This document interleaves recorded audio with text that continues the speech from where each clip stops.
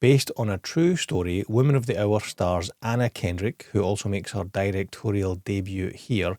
She stars as Sheryl Bradshaw, a up-and-coming actress, or a struggling actress, sorry, in 70s LA.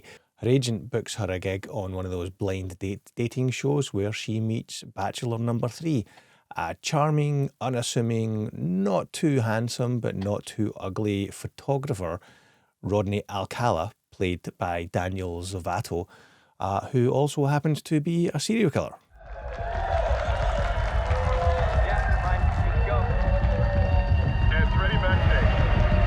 Live from the Chapter stages in Hollywood, it's the Geek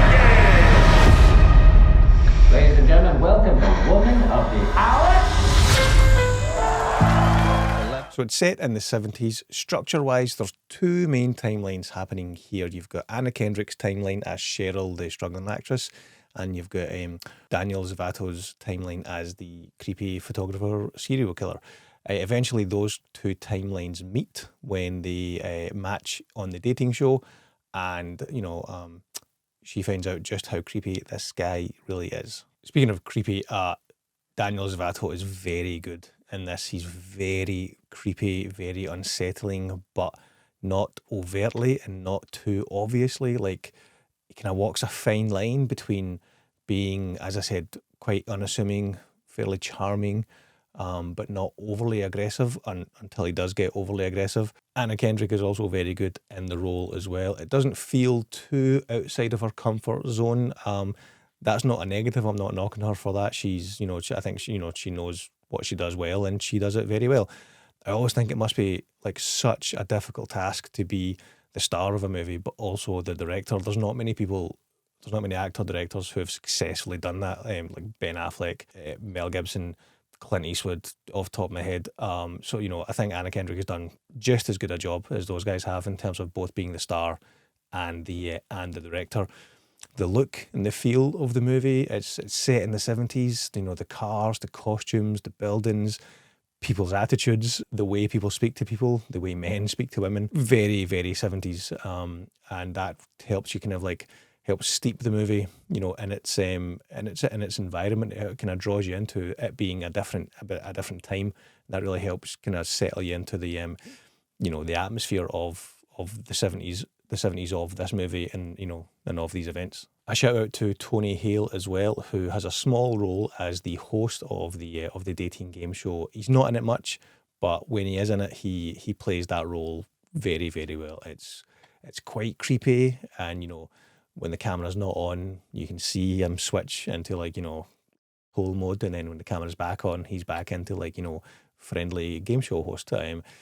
He's got a great wig, at least I think it's a wig in this as well. He's got big ugly 70s glasses and 70s costume. Yeah, so shout out to Tony Hale, very good with the small role that he has in this movie. The chronology of this movie with the two timelines, it does feel a little bit disjointed at times. It's only 90 minutes, so it's not too long. It doesn't feel like the pace suffers, but I just think the structure is a little bit off. I think, as well as it being two timelines within Rodney's timeline, I think it jumps back and forward in time. At least it felt like it did that, at least when I was watching it. I might be wrong on that. I might have just read the actual years wrong, but it felt like it was jumping around a little bit too much there.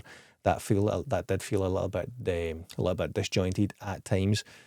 It kind of feels like this is a 90-minute second act of a movie, like as opposed to like a traditional structure where you've got Act 1, Act 2, and Act 3. This feels like just one long Act 2. That's not always a negative. Sometimes it's nice to have that time to kind of like stretch the middle act of a movie out and kind of and spend time with the characters and get to know the characters, and we do that. But it does feel like it's missing more of a beginning and more of an end, I think is the best way to describe it. It's not an easy film to watch. It deals with some pretty harrowing and horrific stuff. But you don't really see the harrowing and horrific stuff as it happens. You see the beginnings of it. You see the before, and you see the after. At times, you don't really. The film doesn't really spend that much time on the horrific stuff.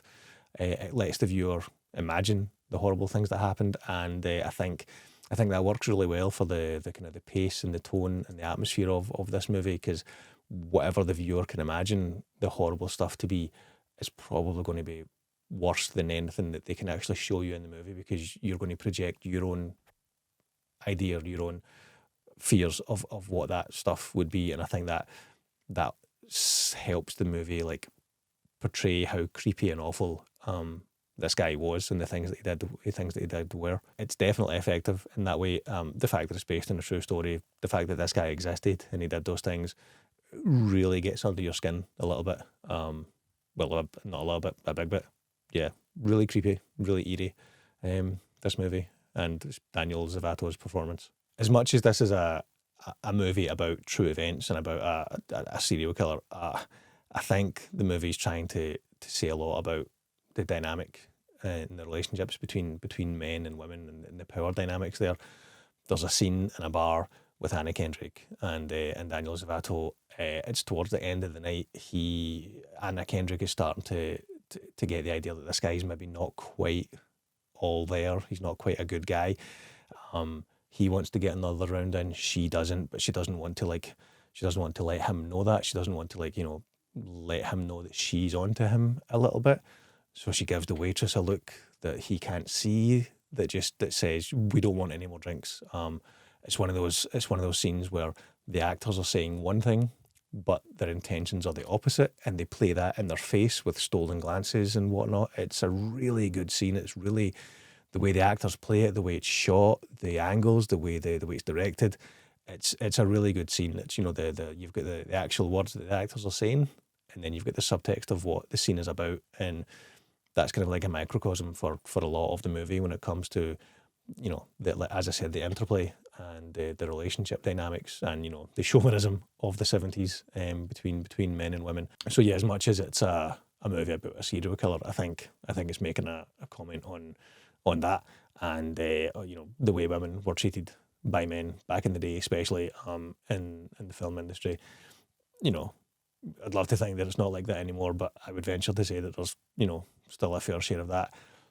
Yeah, I'm aware that as a guy, there's only so much I can comment on that. There's only so much that I can understand and appreciate on that front. But, I think what Anna Kendrick is trying to say in this movie, she says very well on that front. So I'm going to go with 7 out of 10 for Women of the Hour. It's a very, very assured and confident directorial debut from Anna Kendrick. Other than some structuring pacing issues, I thought this was a really good movie. Really interested to see what she does next as a director. It's on Netflix right now. It's only 90 minutes long. It's well worth your time, so check it out. And I will catch you in the next video.